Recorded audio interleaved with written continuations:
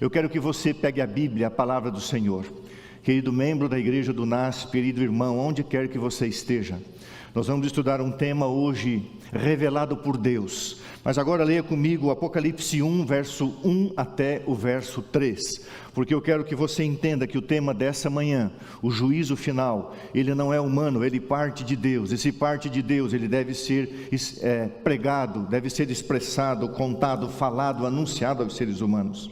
Apocalipse 1, verso 1 até o verso 3 diz assim: revelação de Jesus Cristo, que Deus lhe deu para mostrar aos seus servos as coisas que em breve devem acontecer, e que ele, Jesus Cristo, enviando por intermédio do anjo Gabriel, o seu anjo, que substituiu Lúcifer, notificou ao seu servo João, o apóstolo do amor, o qual atestou a palavra de Deus e o testemunho de Jesus Cristo quanto a tudo o que viu. Feliz, bem-aventurado aqueles que leem, aqueles que ouvem as palavras da profecia e guardam as coisas nela escritas, pois o tempo está próximo. O título do sermão desta manhã: o juízo final, a morte eterna.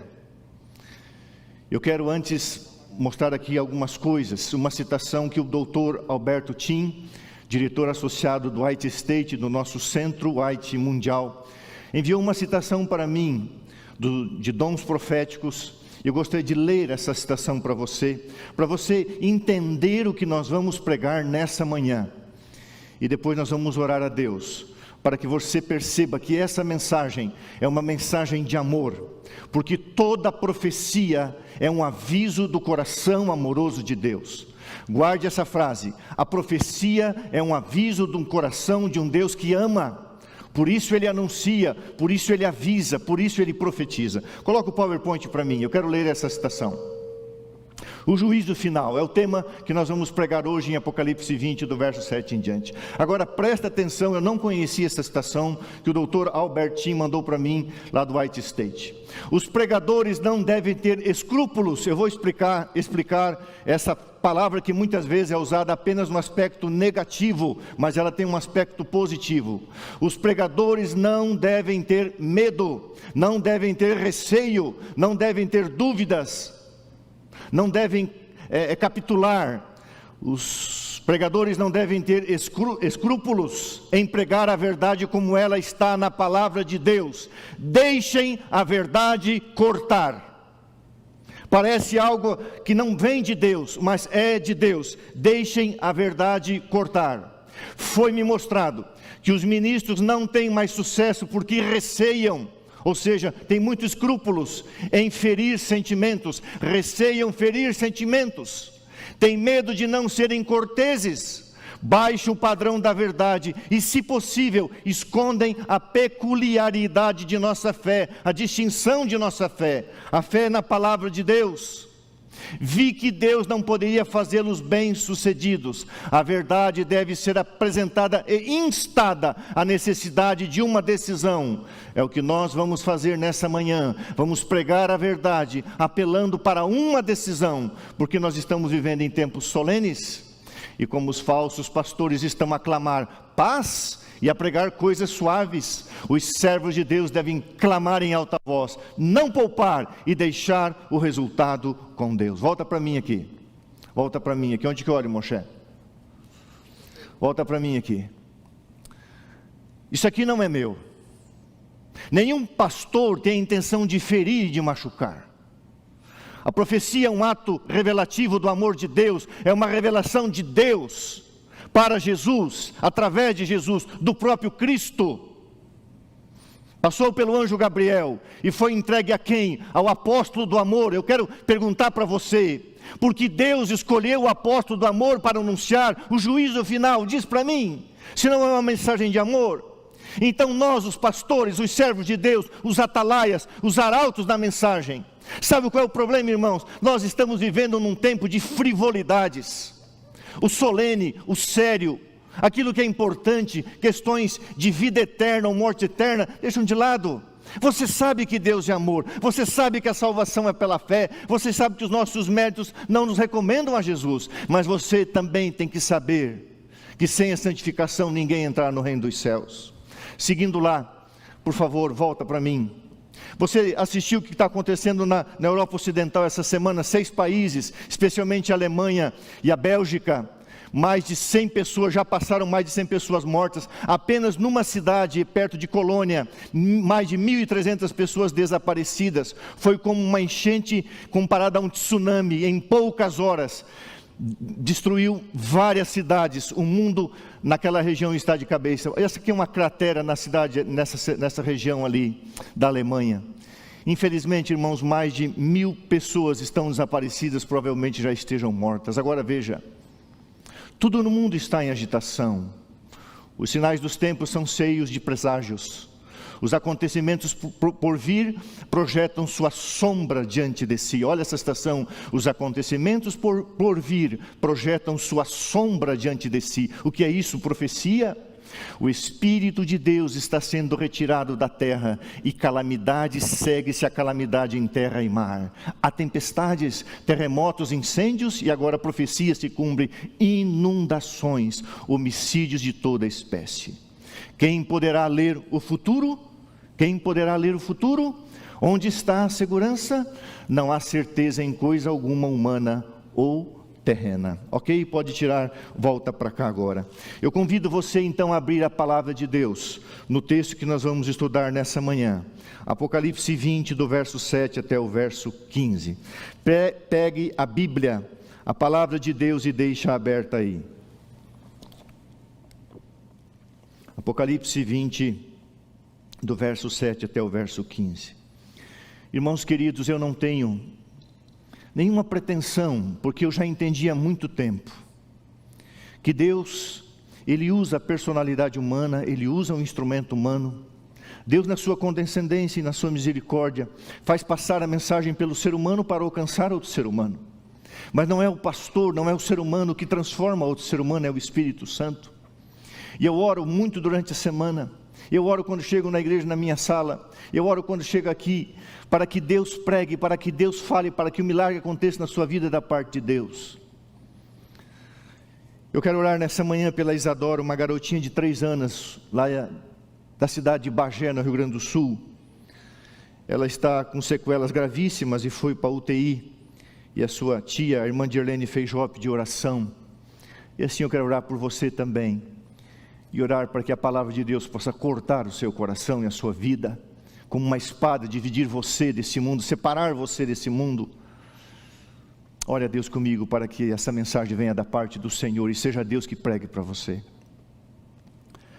Nosso Deus e nosso Pai, tenho consciência, Senhor, temor e tremor, de que ao estar pregando a palavra do Senhor, o eu seja escondido e Jesus Cristo possa ser aquele que use a voz, que use a mente, que use a espada do Espírito, e que o Espírito Santo de Deus pregue ao teu povo. Vamos estudar um capítulo da Bíblia, o juízo final, revelado por Deus o Pai a seu Filho Jesus Cristo, que transmitiu ao seu anjo assistente Gabriel, que levou ao apóstolo do amor, dizendo: esse é um recado do meu amor. Haverá um dia de acerto de contas, onde os ímpios, Satanás e os anjos maus serão mortos. Pai amado, que o Espírito de Deus pregue. Eu oro pela pequena Isadora, lá de Bagé, no Rio Grande do Sul. Essa indefesa criança de 3 anos que está em um estado gravíssimo na UTI. Que a mão de Deus opere o milagre na sua vida, para esta vida ou para a eterna salvação. Cuida desta criança. Cuida de todos os que estão doentes, necessitados. Especialmente, ó Deus, os doentes emocionais, as pessoas que lutam com suas falhas neurais, com as suas debilidades nos seus neurônios, nas suas sinapses. Ó Deus, se alguém está sofrendo emocionalmente, que seja abraçado pelo Espírito Santo. Jesus querido, prega, fala nessa próxima hora, nesse próximo momento. Ó Deus, por favor, que em cada lar, que cada irmão, que cada irmã que está segurando a tua palavra nessa hora, receba a unção do Espírito de Deus. Prega, Pai, em nome de Jesus, amém. Pode erguer um pouquinho o som para mim, eu vou baixar aqui então a minha entonação. Apocalipse 20, o verso 7 em diante, Está falando o que ocorre logo após o milênio. Quando, porém, se completarem os 1000 anos, Satanás será solto de sua prisão, isso através da segunda ressurreição, e sairá a seduzir as nações que há nos 4 cantos da terra, Gog e Magog, os representantes de todos os inimigos de Deus, a fim de reuni-las para a peleja. O número deles é como a areia do mar. Marcharam então pela superfície da terra e sitiaram o acampamento dos santos, e sitiaram a cidade querida. Desceu, porém, fogo do céu e os consumiu. A palavra é devorou, terminou de queimar tudo. O diabo, o sedutor deles, foi lançado para dentro do lago de fogo e enxofre, onde já se encontram não só a besta, como o falso profeta, os 2 poderes de Apocalipse 13, e serão atormentados dia e noite, pelos séculos dos séculos, ou seja, uma ação concluída, uma ação consumada. Verso 11, vi um grande trono branco, e aquele que nele se assenta, de cuja presença fugiram a terra e o céu, e não se achou lugar para eles. Vi também os mortos, os grandes e os pequenos, postos em pé, diante do trono de Deus, é o juízo final. Então abriram-se os livros da vida deles, ainda outro livro, o livro da vida foi aberto, onde não tinha o nome deles, e os mortos foram julgados, segundo as suas obras que estavam nos seus livros, conforme se achava escrito nos seus livros. Deu o mar os mortos que nele estavam, a morte e o além entregaram os mortos, o lugar dos mortos será morto também, que neles havia, e foram julgados um por um, segundo as suas obras. Então a morte e o inferno, o lugar da morte, foram lançados para dentro do lago de fogo. Essa é a segunda morte, o juízo final, o lago de fogo. E se alguém não foi achado inscrito no livro da vida, esse foi lançado para dentro do lago de fogo. Muito bem, eu comecei a introdução dessa mensagem dizendo que toda profecia é um aviso do amor de Deus. Eu quero fazer algumas perguntas para você. Você crê que Abel amava seu irmão Caim e o repreendia por amor para que ele obedecesse a Deus? Você crê que Noé amava o povo pré-diluviano ao anunciar o juízo de Deus sobre aquela geração ímpia? Você crê que Abraão, você crê que Ló, você crê que Deus amavam Sodoma e Gomorra? Você crê que Moisés amava aquele povo rebelde que peregrinou com ele 40 anos no deserto, mesmo que Deus os repreendia? Você crê que Deus amava o seu povo quando derramava juízo sobre eles? Você crê que Jesus amava os cambistas no templo quando foi ali aparentemente duro, cruel? Você crê que Jesus amava os fariseus e saduceus? Você crê que Jesus amava a cidade de Jerusalém? Você acha que Jesus foi duro com ela? Quando ele chorou e disse: eu gostaria de salvar vocês, mas vocês não quiseram? Você crê que João amava a igreja? Essa é a pergunta que eu quero fazer. Por que Deus escolheu o apóstolo do amor para escrever o Apocalipse? Irmãos, o apóstolo Paulo, na carta a Coríntios capítulo 13, 1 Coríntios 13, fala que sem amor a profecia não tem valor, nada tem valor. Então a profecia de Deus, ela tem que estar inserida no contexto do amor de Deus. E Deus escolheu aquele que mais próximo dele esteve na terra, na pessoa de Jesus Cristo, o apóstolo João, que escreveu o Evangelho de João, as cartas de João, onde ele repreendia o erro, o pecado. E o apóstolo do amor escreveu o Apocalipse. Portanto, meu querido irmão, minha querida irmã, você que me ouve, a profecia é um ato, é uma atitude, é uma revelação de Deus, e Deus é amor, Jesus é amor, o Espírito Santo é amor, e o apóstolo do amor escreveu o que está em Apocalipse 20, do verso 11 até capítulo 20, do verso 7 até o verso 15, nós vamos nos deter mais do 11 ao 15, então eu quero que você grave bem isso, a mensagem de Deus é uma mensagem de amor. Você crê que Paulo, Pedro, Judas amavam a igreja primitiva? Leia a carta do irmão de Jesus Cristo, o meio-irmão Judas, aparentemente uma carta dura. A carta de Tiago, uma carta dura. Muitas palavras do apóstolo Paulo duras, porque amavam a igreja, queriam salvaguardar o povo de Deus. Então você não pode dizer que a mensagem profética não é uma mensagem de amor. Essa é a mensagem de amor, um amor que avisa, um amor que anuncia. Esse é o papel do atalaia. Agora, eu quero que você leia um texto comigo. Ezequiel capítulo 33. Eu vou pedir que você erga um pouquinho o som para mim, que eu vou baixar aqui, que eu estou falando um pouquinho alto demais, daqui a pouco vai a minha voz. Eu gosto de falar alto. Apenas 11 versículos, assim tá bom, o retorno um pouquinho mais. O dever do verdadeiro atalaia. Veio a minha palavra, achou aí Ezequiel 33, verso 1 até o verso 11. Suporte a leitura desse texto da Bíblia. Muitos não suportam, nem a leitura da Bíblia. Veio a minha palavra do Senhor dizendo: Filho do homem, fala aos filhos do teu povo e dize-lhes: quando eu fizer vir a espada sobre a terra, e o povo da terra tomar um homem dos seus limites, e o constituir por seu atalaia, por seu pregador, por seu sentinela, por seu guarda, e vendo o atalaia que a espada vem sobre a terra, e se o atalaia tocar a trombeta e avisar o povo, e se aquele que ouvir o som da trombeta não se der por avisado, e vier a espada e o abater, o seu sangue será sobre a sua cabeça, porque o atalaia avisou. Ele ouviu o som da trombeta, diz o verso 5, e não se deu por avisado, o seu sangue será sobre ele, mas o que se dá por avisado salvará a sua vida. Mas, se o pregador, se o pastor, se o sentinela, se o atalaia, aquele que deve vigiar sobre a torre, que se ele vir que vem a espada e não tocar a trombeta, e não for avisado o povo, se a espada vier e abater uma vida dentre eles, ele foi abatido na sua iniquidade, mas o sangue demandarei do atalaia, do pastor, do pregador. O sangue está em nossas mãos. A ti, pois, ó filho do homem, te constituí por atalaia sobre a casa de Israel. Tu, pois, ouvirás a minha palavra, a palavra da minha boca, e lhe darás aviso da minha parte. É isso que eu quero que você entenda. O papel do pastor é pegar a palavra da boca de Deus e pregar aquilo que Deus profetizou. O pastor não é um profeta, ainda não. Eu espero estar vivo para viver a profecia de Joel 2, 28.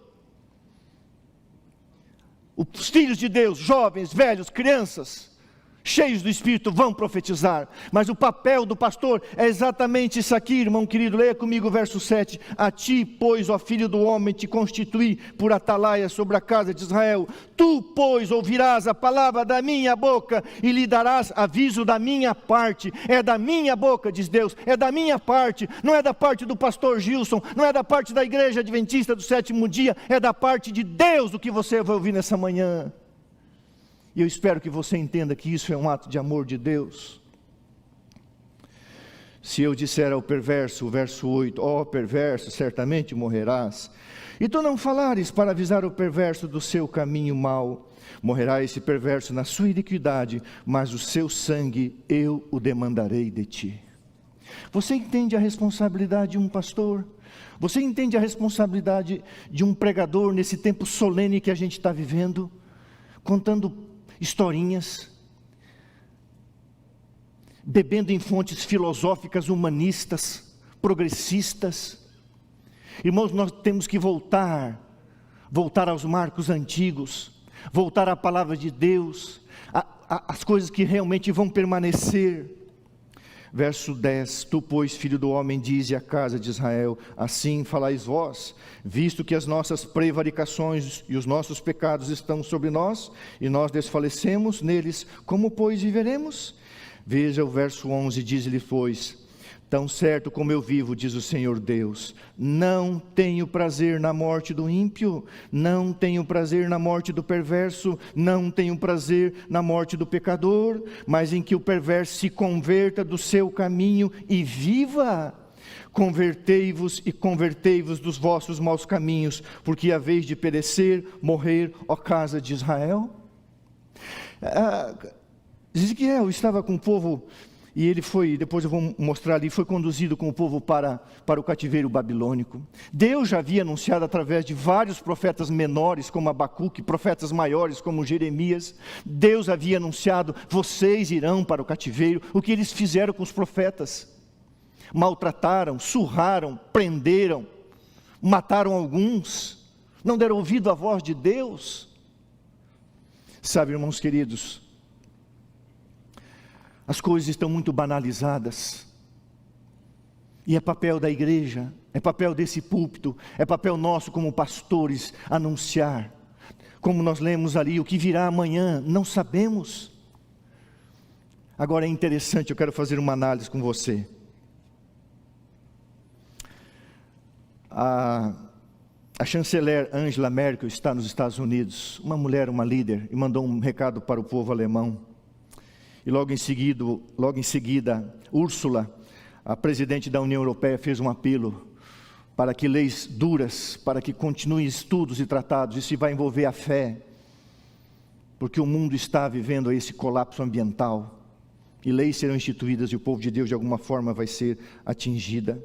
Os satélites haviam feito previsões de que viriam temporais, mas jamais naquela magnitude em tão pouco tempo. Agora veja, irmãos, eu quero que você entenda uma coisa. Eu fiquei ontem assim, quando a minha esposa falou, eu não tinha olhado, mas eu parei para estudar um pouquinho, ou aliás, olhar mais o que estava acontecendo. E você tem que ter a noção, você tem que ter um pouco de sensibilidade para entender algumas frases.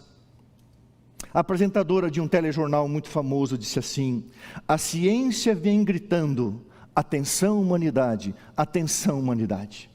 E quando ela falou isso, eu falei assim, meu pai, uma apresentadora de um telejornal, num momento nobre, diz assim, a ciência está gritando, presta atenção humanidade.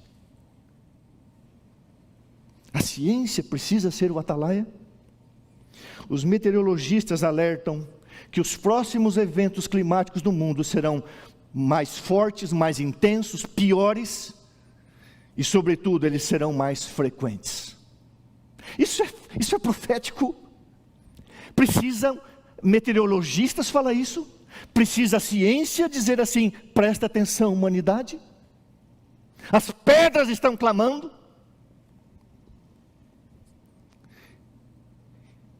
E você acha que vir aqui anunciar a mensagem da parte de Deus é ser ruim, é ser duro, é ser uma pessoa má, é não querer o bem?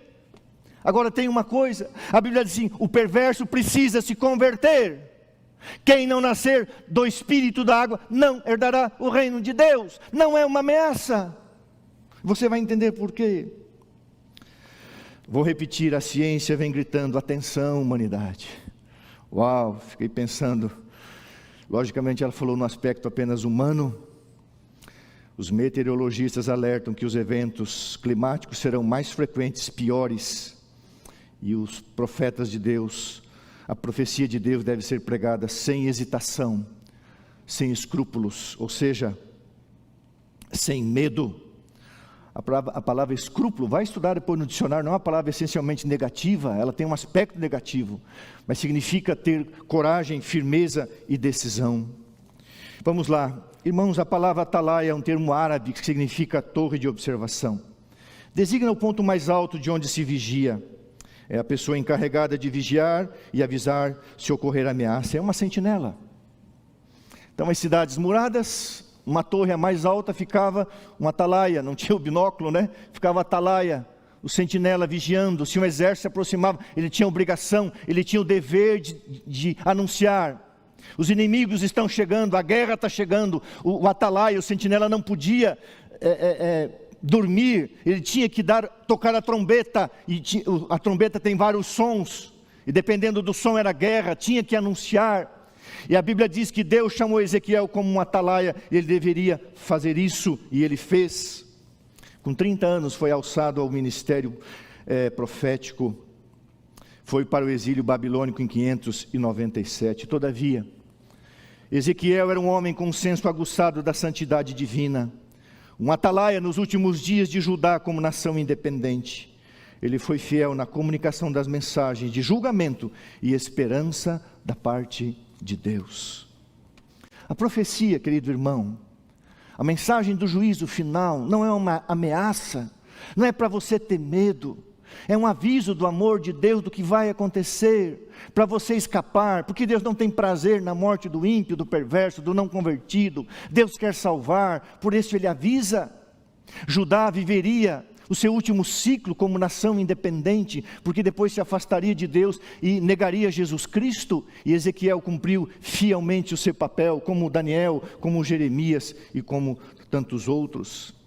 Volte a Bíblia para Apocalipse, e vamos agora para as aplicações, aquilo que realmente vai acontecer. Apocalipse 20. Eu vou ler agora apenas os versos 11 até o verso 15. O juízo final. Vi um grande trono branco, e aquele que nele se assenta, de cuja presença fugiram a terra e o céu, e não se achou lugar para eles. Vi também os mortos, agora ressurretos, os grandes e os pequenos, não me importa a posição, postos em pé diante do trono de Deus. Então abriram-se os livros, a vida de cada um deles. Ainda outro livro, o livro da vida, foi aberto, e os mortos foram julgados, segundo as suas obras, segundo as suas escolhas e decisões, de acordo com a luz que tiveram, conforme o que se achava escrito nos livros. Deu o mar os mortos e os que neles estavam. A morte e o além entregaram os mortos que neles havia, e foram julgados um por um, segundo as suas obras. Então a morte e o inferno, a morada dos mortos, foram lançados para dentro do lago de fogo. O último inimigo a ser destruído é a segunda morte, o lago de fogo. Agora vem a advertência de Deus, hoje, para mim e para você. Se alguém não foi achado inscrito no livro da vida, se o seu nome não está no livro da vida, está no livro da morte, esse foi lançado para dentro do lago de fogo. Muito bem, vamos fazer um resumo aqui, depois vamos estudar verso por verso. Termina o milênio. Deus o Pai, Deus o Filho, Deus o Espírito Santo, todos os anjos remidos se preparam, descem à terra. Jesus escolheu o monte, segundo a profecia de Zacarias 14, 4, 5 e 9 e 10. Jesus escolheu o monte das oliveiras, e há várias razões para isso. Os seus pés pousam sobre o monte das oliveiras, aonde ele dormiu ao relento, aonde agonizou por você e por mim no Getsemane. Aquele monte abre-se, uma grande planície ao redor. Os remidos descem com Jesus. De repente os remidos olham para o céu. Desce a cidade santa, a nova Jerusalém, a cidade eterna de Deus. Imagine essa cena. Aonde que eu olho? Eu vou olhar aqui. Imagina você essa cena junto comigo. Deus me deu o privilégio de ir ao Monte das Oliveiras 3 vezes. Cada vez que vou lá eu lembro disso. Imagine essa cena. Você ali, salvo, glorificado, junto com Deus o Pai, Deus o Filho, Deus o Espírito Santo, seu anjo, a sua família, seus filhos, suas filhas, as pessoas que você ama. Você olhar e ver Jerusalém descendo, entrando na atmosfera desse mundo. Há uma comoção, a terra e o céu fogem, quer dizer, há uma nova criação. Porque imagina uma cidade de ouro entrar nesse mundo. Imagina o impacto disso, se um meteoro faz isso. A cidade santa desce, pousa sobre aquela planície preparada por Jesus. E então Jesus ressuscita todos os ímpios, desde Caim, o primeiro ímpio não convertido. Todos os ímpios ressuscitam. Satanás se empolga, ele se empolga, e ali estão os maiores generais, os homens mais hábeis, os gigantes da antiguidade, que viveram cerca de 1000 anos, que usaram a sua inteligência, a sua capacidade mental para a maldade. E Satanás diz assim: eu ressuscitei vocês. Ele não se apresenta como um anjo caído, ele se apresenta como um príncipe, como um líder, como um general. Ele se reveste de poder e de autoridade e diz para aquela vasta assembleia reunida naquele lugar: eu ressuscitei vocês. E eles creem. E então ele diz assim: esta cidade poderá ser nossa, os portões estão abertos, vamos invadi-la, vamos tomar posse, eu sou o príncipe deste mundo. E quando Jesus ouve isso, Jesus pega os remis e diz: não, aqui quem manda sou eu. Irmãos queridos, eu quando leio o último capítulo do grande conflito, o final e glorioso triunfo, quem manda aqui sou eu. É isso que eu entendo ali. Eu sou o general, eu sou o Deus de Israel, eu sou o Salvador, eu sou o Senhor. Os portões da cidade estão abertos, mas o meu povo entrará na tua frente, Satanás, Hasatã, inimigo, adversário. Jesus pega os remidos e diz: entre na cidade. Todos nós entramos na cidade, os portões são fechados.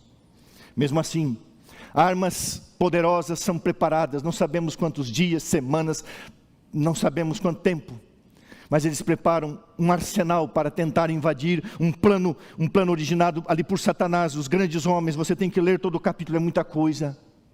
Mas de repente sobe um trono, Jesus novamente perante os ímpios, perante todos os perdidos, os salvos, e todo o universo criado estará assistindo um drama. Imagine um filme que vai passar um drama. Sobe o trono, novamente Jesus é entronizado. Ao lado dele está o heróico Paulo, o ardoroso Pedro, o amorável e amante João, os mártires que deram a vida por Jesus. Eu imagino ali Lutero, Zwinglio, Wycliffe, Savonarola, John Hus. Eu imagino os heróis da fé, aqueles que deram a vida, João Batista. Ao lado do trono, um grupo especial. Jesus pega a sua santa lei, levanta a sua santa lei. E quando Jesus levanta a sua santa lei com as duas mãos, todo o universo, todos os ímpios e todos os salvos, o próprio Satanás se ajoelha, os anjos maus se ajoelham e dizem: justos e verdadeiros são os teus caminhos. Uau! Quando Jesus estiver vindo em glória e majestade, e ele entrar na atmosfera da terra, e quando os ímpios forem ressurretos, eles vão dizer: bendito que vem em nome do Senhor. A força das circunstâncias, o poder que emana de Cristo, vai arrancar dos ímpios e do próprio demônio e dos anjos maus declarações de justiça, de amor, de um Deus que fez tudo para que Lúcifer não saísse do céu. Longamente esperou, aguardou, apelou, mas ele não quis. Um Cristo que veio a esse mundo. E então, todos declaram que Deus é fiel, Deus é justo, Deus é verdadeiro. E então, como se fosse numa enorme tela panorâmica, onde todo o universo sideral, todos os mundos criados, todos os ímpios, todos os anjos maus, os salvos dentro da cidade vão ver, como numa enorme tela, um filme. O nome desse filme se chama O Cristo, o Messias, o Salvador. É passado nesse filme o nascimento simples de Jesus na manjedoura, a sua vida de obediência aos seus pais em Nazaré, os seus atos de amor e bondade, a sua voz cheia de lágrimas e repreensão para com fariseus, saduceus e os cambistas, o seu julgamento injusto, as ações do diabo, tudo vai passar, o seu ministério vai passar, o seu julgamento mentiroso, a sua morte vergonhosa, a sua ignomínia, o momento em que ele ficou nu na cruz, foi despido, humilhado como nunca, como ninguém, preso, açoitado, cuspido, crucificado, enterrado, mas também aparecerá a sua ressurreição. Ele depôs voluntariamente a sua vida, E Ele é a própria ressurreição, e Ele se auto-ressuscita, junto com ações de Deus, porque Deus o Pai e Deus o Filho são um, os atos de um tornam-se os atos de outro, os atos oficiais, e Cristo ressuscita quando o Pai o chama, a vida está nele. Irmãos queridos, eu li uma citação, e agora eu não lembro onde está, se você souber me ajude. Quando você lê lá em Tessalônicos assim, Jesus trará em sua companhia os que dormem. Está escrito que, o que significa essa citação literalmente, a pessoa que dormiu em Cristo, ela tem Cristo dentro dela, mesmo que esteja morto, isso é um mistério.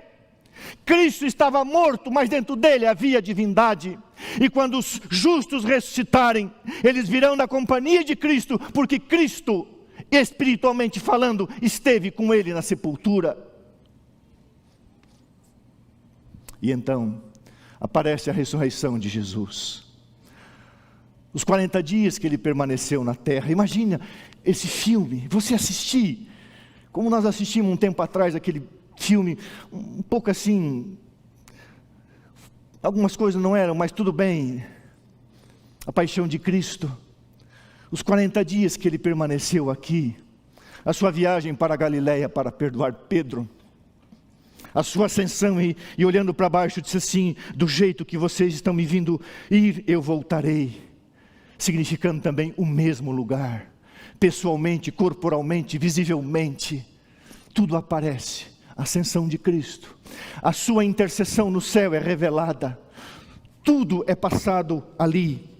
Ah, irmãos queridos, que contraste, Anás, Caifás, Pilatos, Herodes, a vil e cruel Herodias, sobre cuja alma criminosa repousa o sangue de João Batista. Que contraste do lado de fora, do lado de dentro, como já falei, o heróico Paulo, o ardoroso Pedro, o amado João e o vasto exército de mártires, duas multidões, os mártires, a turba escarnecedora, Nero, romanistas, papistas, aqueles que assumiram o lugar de Jesus Cristo, mentindo, enganando o povo, é o juízo final. Jesus, segurando a santa lei de Deus, recebe a glória devida no irromper de admiração, transportes e adoração, e ao propagar-se a onda da melodia fora da cidade, os ímpios gritam e dizem, grandes e maravilhosas são as tuas obras, Senhor Deus Todo-Poderoso, justos e verdadeiros são os teus caminhos, ó Rei dos Santos. Os ímpios, Satanás e os anjos maus exclamam em prostração, ajoelhados, adorai o príncipe da vida. Uau! Eu quero estar lá, do lado de dentro. Você vai estar lá, querido irmão, querida irmã, do lado de dentro, ao lado do trono de Deus. Nem que seja eu e você junto lá, na última fileira. Eu não vou estar no lado do trono. Não importa, porque haverá uma grande multidão ao redor. Ali já está bom. Pode ser o último banco. Lá não vai ter banco, último lugar. Você vai estar lá e você vai bradar. Glória, aleluia, a salvação pertence ao nosso Deus, Ele é o príncipe da vida. Agora, irmãos, por quê? Presta atenção nisso. Um dia eu falei aqui na igreja, eu acho que não era o tempo da pandemia, então eu vou replicar. Presta atenção nessa citação, depois eu vou te explicar. A pureza, a paz, a harmonia do céu, seria para Satanás e os ímpios uma suprema tortura. Grande Conflito, página 670. Por que Jesus não leva para o céu, quando ele vier, quando ele voltar, quando ele vier a segunda vez? Por que ele não leva Satanás de volta? Não leva os ímpios para o céu, não leva os anjos, por quê? Porque seria uma tortura. O céu para o perdido seria um inferno. Não quer, prefere morrer, não quer. Agora, eu vou repetir algo que eu falei aqui, eu acho que a igreja não estava fechada ainda. Guarde bem isso. A Bíblia diz que é um ato estranho de Deus o que vai acontecer, o lago de fogo. Agora, irmãos, Deus não é assassino, é um ato estranho. Deus não destrói seres criados, mesmo que perderam a sua imagem, a sua semelhança. A ira de Deus é contra o pecado, cuja presença está dentro dos pecadores. Então vamos imaginar isso aqui, eu vou repetir isso aqui de novo. Imagina que isso aqui se chama pecado, malignidade. O dia que você entender a malignidade do pecado, que mata, que destrói, isso aqui é pecado. Deus diz assim: filho, esse negócio está dentro de você, isso uma porção de gasolina. A minha glória é fogo consumidor, e a minha glória vai entrar em contato com essa gasolina e vai queimar o recipiente. Então, filho, esse negócio está aí dentro do teu coração. Você que está traindo a tua esposa, adúltero, para. Essa semana estou atendendo 2 casos de adultério. Para. Você que está com pecado secreto na tua vida, está aqui, escondidinho. Ninguém vê, está bonito, acomoda bem, está tudo certo. Deus sabe tudo, não é uma ameaça, é um ato de amor. Deus diz assim: filho, eu vou destruir esse pecado aí, filho. Esse negócio vai queimar, larga esse negócio. Aí você larga. Você larga, você tem Jesus aqui. A glória de Deus vem. A malignidade do pecado não está mais aqui, você foi glorificado. Mas você não, eu vou viver com a minha pornografia, eu vou viver com a minha intemperança, eu vou viver com a minha imoralidade, eu vou viver com a minha hipocrisia, com a minha mentira, eu vou viver com o meu orgulho, com a minha presunção, eu vou viver com o meu pecado. Eu não quero abandonar o meu pecado, eu não quero. Quando descer fogo e enxofre do céu, Deus vai destruir o pecado. E o pecado vai destruir o pecador. Deus não olha, irmãos, com ira diretamente para o ser humano, mas para o pecado que está dentro dele. O fogo foi preparado para o diabo e seus anjos, não para você, não para mim. Por isso que o Atalaia diz assim: Deus não tem prazer na morte do perverso, mas que ele se arrependa. Deus vai destruir o pecado, e o salário do pecado é a morte. Agora, você acha que João Batista amava Herodias, que adulterava com Herodes? Por que João Batista foi tão duro? Por que ele pregava o arrependimento? Porque ele queria salvar aquele povo. E a vil e cruel Herodias, sob cuja alma criminosa repousa o sangue de João Batista. Agora imagina a Herodias vendo João Batista ao lado do trono de Deus. Ela teve a mensagem, mas no lugar da mensagem ela pediu a cabeça num prato. Imagine essa cena: um soldado trazendo a cabeça do primo de Jesus Cristo, o maior dentre os homens. Está aqui a cabeça dele. João Batista entregou a cabeça, mas Herodias vai pagar com a sua própria vida eterna. Ah, irmãos queridos, por que Jesus não leva os ímpios para o céu? Porque seria tortura. Eles não querem. Não querem. Porque quem crer e aceitar está salvo, mas quem não crer será condenado. Não quer.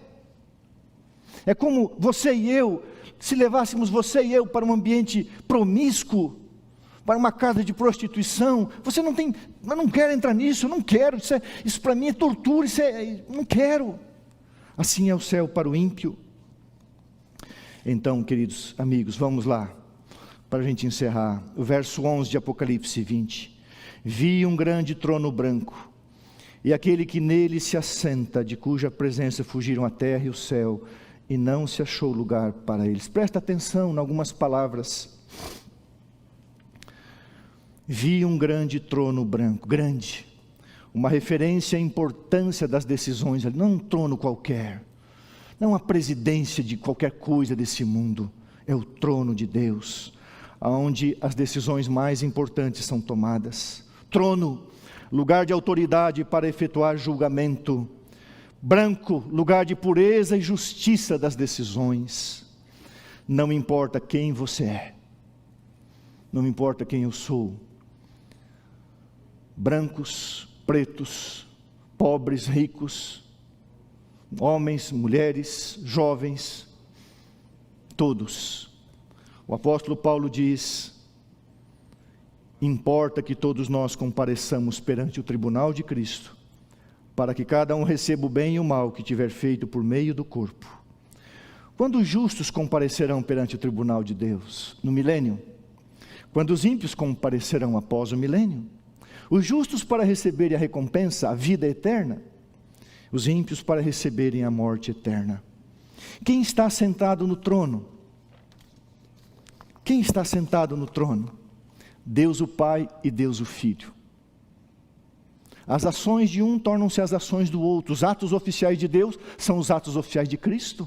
Porém, quem vai conduzir o julgamento? Fecha aqui para mim, eu quero falar isso olhando nos seus olhos. Quem vai julgar você, querido irmão? Aquele que morreu por você. Jesus.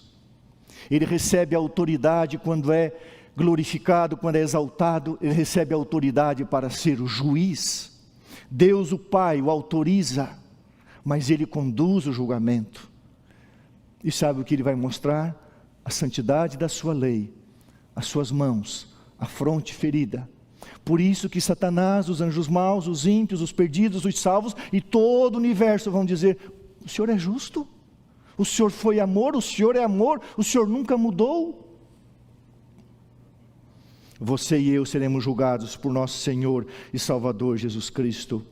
A Bíblia diz que Ele é fiel, verdadeiro e justo. Grande Conflito, página 666, diz assim: na presença dos habitantes da terra e do céu reunidos, é efetuada a coroação do Filho de Deus. E agora, havendo sido investido de autoridade e poder supremos, o Rei dos Reis pronuncia sentença sobre os rebeldes contra o governo e executa justiça sobre aqueles que transgrediram sua lei e oprimiram o seu povo.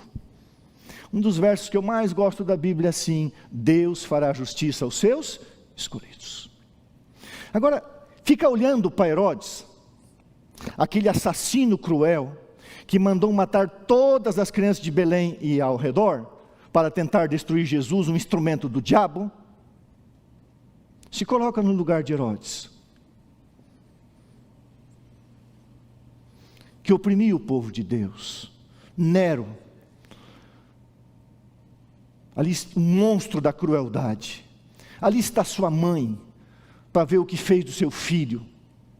Quantos cristãos incendiou, iluminava partes de Roma com corpos de mártires. Os mártires estarão lá do trono de Deus e Nero estará lá.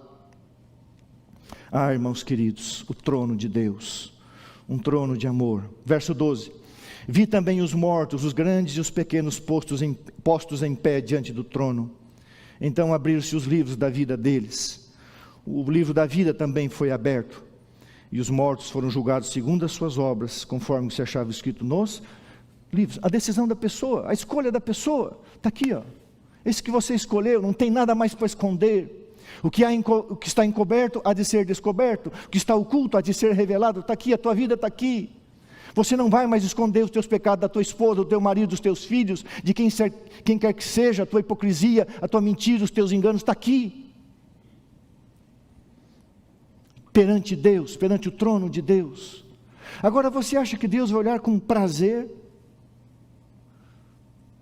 Eu vejo Deus sofrendo nesse momento. Não é um ato de prazer, é um ato necessário para salvaguardar os seus filhos e implantar o seu sonho dessa terra habitada por seres que o amarão por toda a eternidade, diante do trono de Deus. Ah, irmãos queridos, a Bíblia diz que a terra e o céu fugiram, uma expressão que indica poder absoluto daquele que se assenta no trono e da existência transitória desse mundo. A ordem eterna das coisas será de natureza completamente nova, e então é um novo dilúvio que está chegando, o lago de fogo, tudo entrará em comoção. Os mortos, interessante, quando a Bíblia fala dos mortos salvos, diz assim: os que dormem, os que ressuscitarão, os que dormiram em Cristo, os bem-aventurados, os fiéis, os justos. Mas aqui só fala os mortos, a morte, a morte, a morte. Não tem nada depois disso. É a segunda morte, não tem nada depois disso, mas quem morre em Jesus, a primeira morte, tem muita coisa, sobretudo a vida eterna. Em qual grupo você se encontra, querido irmão? Os justos vivos ou os vivos mortos? E se a primeira morte chegar, será a morte para a morte eterna ou o sono para a vida eterna? 6 vezes nesse texto de 11 até o verso 15 aparece a palavra morte ou mortos.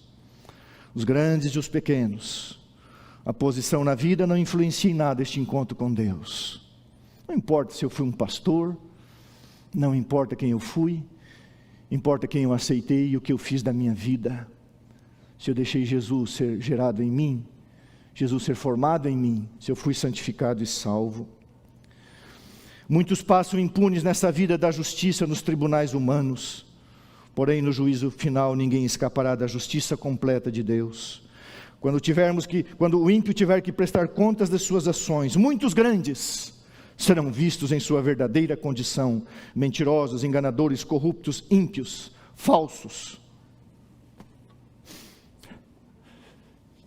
Eu nunca sofri um assalto à mão armada na minha vida. Graças a Deus, nunca tive que passar por isso. Mas nessas férias, nós tínhamos recebido um chamado para trabalhar nos Estados Unidos. No mês de maio, havíamos aceitado pastorear uma igreja lá, e depois oramos muito, desistimos, achamos que tínhamos um compromisso aqui ainda por um tempo. Mas tínhamos as passagens, e fomos então ao México. E as pessoas disseram, olha, cuidado com a corrupção, não generalizada, mas a corrupção que existe na polícia. Eu falei, mas isso é um absurdo. Provavelmente você será assaltado pela polícia. Eu falei, mas isso é um absurdo. Então eu esqueci minha carteira de motorista em casa. Ficamos lá uma semana sem carro. Aí chegou a carteira de motorista. Aí alugamos um carro. Na madrugada que nós íamos para pegar o avião para vir embora, estávamos indo para o aeroporto 4 horas da manhã, horário para entregar o carro, horário para embarcar, tudo às pressas. Já estávamos ali 15 dias. Eu andando dentro da velocidade da pista, que eu sabia que era 70 km por hora. Sabia que tinha um posto policial. E quando eu faço a curva dentro da velocidade, uma lanterna faz eu parar. E eu e minha esposa fomos assaltados pela polícia. Ele exigiu $300. E eu tive que negociar o meu assalto em $200 para eu poder sair dali, porque foram várias ameaças de prisão. Eu sabia que era um assalto. Eu fui assaltado pela polícia, muito legal. Perdi mais de R$1.000. Espero que esse ser humano um dia se arrependa de ser um ladrão vestido com uma farda policial. Não fiquei triste pelo dinheiro, mas pela atitude. Pelo dinheiro sim, vamos, convenha, $200 não é brincadeira. Mas ser assaltado pela polícia, eu não sabia se eu ria, se eu chorava, se eu ficava virado, se eu ficava bravo. Eu só dizia assim, senhor, eu preciso embarcar, o voo não vai me esperar, eu não posso perder o avião. Ele não sacou a arma, ele me ameaçou de diversas formas. Eu não sei a que ponto ele chegaria. Ele foi muito bruto, muito estúpido, muito grosso, muito ameaçador, deu ordem de prisão. Eu falei, eu não posso subornar o senhor, não vou subornar o senhor não está entendendo, passa o dinheiro. Eu falei, vamos negociar o assalto, eu vou lhe dar $100 para eu ir embora. Não, eu só aceito $200. E eu fui assaltado, entreguei, para não ser preso injustamente, porque ele estava sozinho, e ele ia mentir, ele ia fazer o quê? Eu poderia chamar um advogado, não tinha condições, eu não subornei ninguém, jamais faço isso, eu fui assaltado por um policial. Essa história vai ficar... Eu sei que isso não vai chegar para você, querido policial, que me assaltou. Talvez chegue, porque algumas pessoas, estávamos entrando no ônibus, eu e minha esposa, e ela, pastor Gilson, eu fui até aqui, que bom que a gente está se comportando, eu e minha esposa. Quem sabe esse policial um dia chega esse vídeo para ele, porque essa semana eu recebi um e-mail dos Estados Unidos, em inglês, fazendo ameaças contra a minha pessoa por pregar o evangelho apocalíptico. Quem sabe um dia esse soldado que me assaltou, ouça essa palavra, quem sabe ele tem um parente adventista do 7º dia, assim, você roubou um pastor, não importa se foi pastor ou não, mas afinal de contas era um pastor. Então, irmão, um dia você vai me devolver, fora da cidade ou dentro. A posição na vida não influencia em nada o nosso encontro com Deus. Você já parou para pensar que o verdadeiro arrependimento e o abandono do pecado apagará com o sangue de Jesus todos os teus pecados e maldades? Isso é graça. Ninguém pode fugir desse momento. Eu não sei se você, em algum momento, para e pensa o dia que você se encontrar com Deus. Deus ama você. Jesus ama você. O seu sangue quer perdoar, quer purificar. Sabe por quê? Porque um dia vai se cumprir o que está em Apocalipse 20, verso 13 até o verso 15. E deu o mar os mortos, os que neles estavam, a morte e o além, os mortos que neles havia, e foram julgados um por um segundo as suas obras. Então, verso 14, a morte e o lugar dos mortos, inferno, a morte e o lugar dos mortos, os cemitérios, as sepulturas, os lugares onde as pessoas foram foram lançados para dentro do lago de fogo. Essa é a segunda morte, o lago de fogo. Você está vendo aí uma enchente na Europa Ocidental, na Alemanha Ocidental. Você deve ter uma noção do que foi o dilúvio, um mar de águas. E como a arca foi preservada por um milagre de Deus, Jerusalém será preservada porque Deus estará ali, e ao lado, um lago de fogo. Você já leu a história do Vesúvio, no ano 79? A cidade de Pompeia, lavas, cinzas, quantas pessoas morreram, e outras cidades ao redor. Agora imagine o planeta Terra, e vai cobrir tudo num enorme lago de fogo. E o que está revelado? Alguns vão queimar assim, ó. Não sei porquê, não sei te explicar, mas alguns vão queimar alguns dias. Eu acho que nesses dias estarão Herodes, Anás, Caifás, Pilatos e quem cuspiu em Jesus, Nero, Hitler, eu sei lá mais quem. Alguns vão queimar alguns dias, e Satanás vai queimar muitos dias. Não vai ser uma morte instantânea, vai pagar pelo que fez. Por quê? Porque o pecado é tão grande, tão enorme, que vai demorar para queimar. Alguns é palha, mas alguns são pedra, fogo. E o fogo vai demorar para queimar. Deus fará justiça. Desculpa. Não. Para aí. Eu não preciso pedir desculpa para você. Eu não sou um profeta. Eu tenho que anunciar a mensagem do profeta. E o profeta diz que você estará dentro da cidade, ou você estará dentro de um lago de fogo. Ou você estará com Jesus ou com Satanás. Aqui nessa vida há vários caminhos. Você pode escolher. Mas no final você sempre vai entender que todos os caminhos levam somente para dois lugares. Ou Jesus e a vida eterna, ou o lago de fogo e a morte eterna. Ou você estará dentro da cidade, como Noé e a sua família dentro da arca, ou você estará com os ímpios fora da arca, ou fora da cidade. Não um dilúvio de águas, que já foi terrível. Imagine um lago de fogo, o juízo final, a morte eterna. E se alguém não foi achado inscrito no livro da vida, esse foi lançado para dentro do lago de fogo. Ah, irmãos queridos, isso é um chamado de Deus para você e para mim. Isso é um chamado de Deus. Deus não quer, jamais, Deus vai querer que você se perca. Agora uma coisa tem que ficar bem claro para você e para mim. Você foi avisado. Você sabe. Sabe, eu vou pedir que o Juninho toque para a gente encerrar. Conforme a gente não combinou, Juninho. Muitas vezes eu fico pensando, será que aquela profecia, haverá paz e segurança e repentina destruição, já se cumpriu ou vai se cumprir? Agora, o que vai vir em 2022?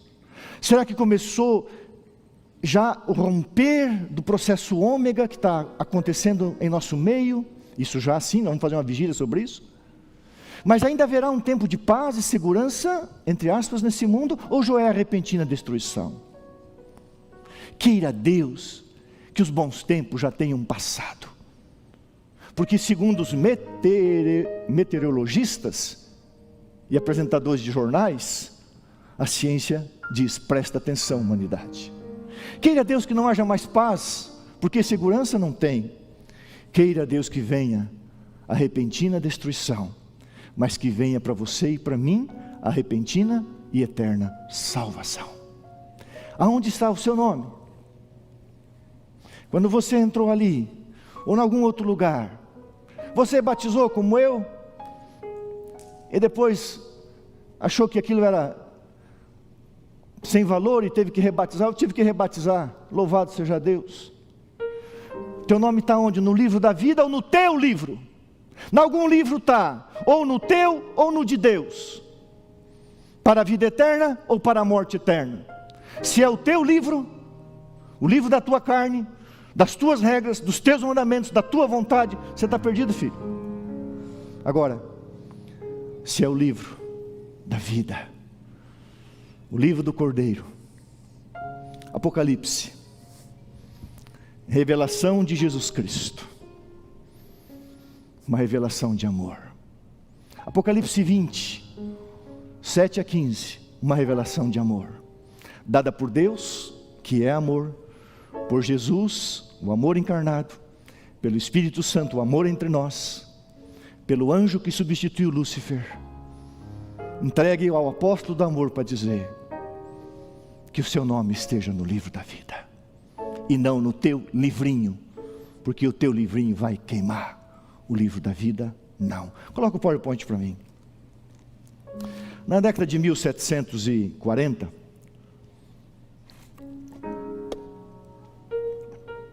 houve um grande revivamento na América do Norte, especialmente na região para cima de Nova York, estado de Massachusetts, Connecticut. E um dos responsáveis por promover este revivamento foi Jonathan Edwards. Nasceu em 5 de outubro de 1703, morreu em 22 de março de 1758, apenas com 54 anos, por causa da varíola. E o mais famoso sermão de Jonathan Edwards chama-se Pecadores nas mãos de um Deus irado. Se você ler o sermão, Jonathan Edwards não tinha toda a luz, era um homem de Deus, morreu em Cristo, era um puritano, congregacionalista, calvinista, não tinha toda a luz, morreu jovem. Ele cria que a alma era imortal, o que é errado, a alma é mortal, Ezequiel 18, e ele também cria no fogo eterno, as pessoas queimando no inferno para sempre. A palavra eterno no grego é enquanto dura a matéria. Então, já falei isso aqui, se eu pegar essa folha de papel e atear fogo, ela vai queimar, ficarão as cinzas, ela queimou eternamente, não tenho mais como reconstituir as cinzas dessa folha de papel, é uma ação concluída, eterna, as consequências são eternas. Mas Jonathan Edwards, ele cria que os ímpios ficariam queimando eternamente, o que jamais Deus faria. Alguns dias vão ficar, Satanás mais, mas eternamente não. Mas ele pregou esse sermão dizendo que se você não aceitasse Jesus, você ficaria no inferno, nas mãos de um Deus irado, queimando você, eternamente queimando você. Isso não é bíblico, não é assim. Diz que as pessoas se agarravam ao banco, tremiam, gritavam, se jogavam ao chão com medo do lago de fogo eternamente queimando. Esses tipos de sermões, e esse famoso sermão causou um grande revivamento espiritual. Bares foram fechados, bebidas alcoólicas abandonadas. Não é assim que vai acontecer, mas vai acontecer.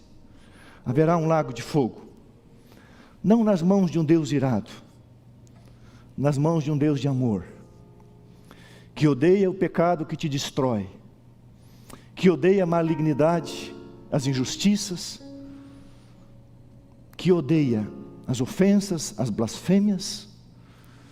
Esses dias atrás, você sabe, o pastor Rodrigo Silva, o pastor Michelson Borges, Leandro Quadro já responderam a blasfêmia de uma live, comparando Deus a uma barata.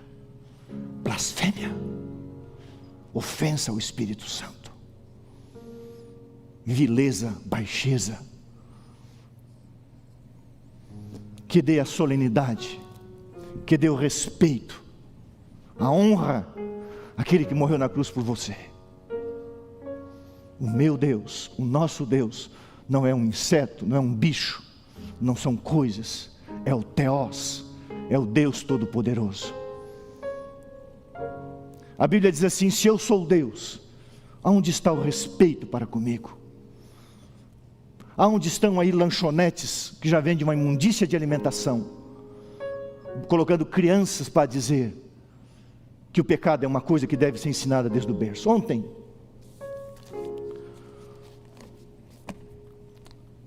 à tarde eu fui caminhar num parque, e estava um grupo de crianças de 7 a 10 anos, e um DJ, num parque, lugar que você quer tirar um pouco o barulho da tua cabeça, nessa poluição sonora de São Paulo, um barulho. E como eu não podia ir para dentro do parque, por causa do meu joelho que ainda está operado, eu fiquei caminhando ao redor, eu tinha que ficar ouvindo aquelas imundícias. E as crianças dançando, e as expressões eram: isso é muito sexy, isso é muito sexy. E algumas expressões assim satânicas que envolviam outras coisas. E os professores e as crianças dançando e fazendo assim simulações sensuais. Eu olhei para aquilo, duas vezes eu fui para perto, falei: não tenho autoridade para fazer isso. Chegar para uma professora daquela: professora, você está ouvindo o que está cantando? Mas assim, coisa muito, muito vil, que eu não posso falar aqui, além dessa que eu falei. Mas faz a posição que é muito sexy. Aí as crianças faziam posições extremamente imorais, crianças sendo... Eu falei: meu Deus. Sentei na escada, uma escada que tinha ali, fiquei olhando para aquelas crianças, dizendo: meu Deus, tem misericórdia dessas crianças. Que mundo que a gente vive. Um mundo cada vez pior, mas um cristão cada vez melhor, pela graça e pelo sangue de Jesus. Jesus em breve vai voltar, e eu estarei dentre os salvos, não por mim, mas pela graça do Senhor Jesus Cristo. E eu quero a minha igreja do NASP São Paulo lá. Eu quero você, meu querido irmão, minha querida irmã, junto comigo. Eu quero a minha esposa. Eu quero a minha filha mais velha e o meu genro. Eu quero a minha filha mais nova, viva dentro da cidade eterna. Não nas mãos de um Deus irado, mas nas mãos de um Deus amor. E sabe como termina? O grande conflito terminou. Pecado e pecadores não mais existem. O universo inteiro está purificado. A glória de Deus, o governo de Deus foi reivindicado. O universo inteiro está purificado. O caráter de Deus foi reivindicado. Uma única palpitação de harmonioso júbilo vibra por toda a vasta criação. Daquele que é o centro, daquele que tudo criou, emanam vida, luz e alegria por todos os domínios do espaço infinito. Desde o minúsculo átomo até o maior dos mundos, todas as coisas, animadas e inanimadas, em sua serena beleza e perfeito gozo, e gozo é muito maior do que alegria, em perfeito gozo declaram: Deus é amor. Aqui Moisés. Assim termina o grande conflito. Pode tirar a tela. Assim termina a grande controvérsia. Se você pegar o livro Caminho a Cristo, começa dizendo: Deus é amor. Sempre foi, sempre o é, sempre será. E o grande conflito e o juízo final, perante todo o universo criado, os ímpios, todos, uma única sensação, certeza e segurança: Deus é amor. Por isso, a profecia é um recado de amor. Haverá um juízo, haverá um dilúvio de fogo, um mar de fogo, e Deus quer que você esteja do lado de dentro, seguro na cidade santa.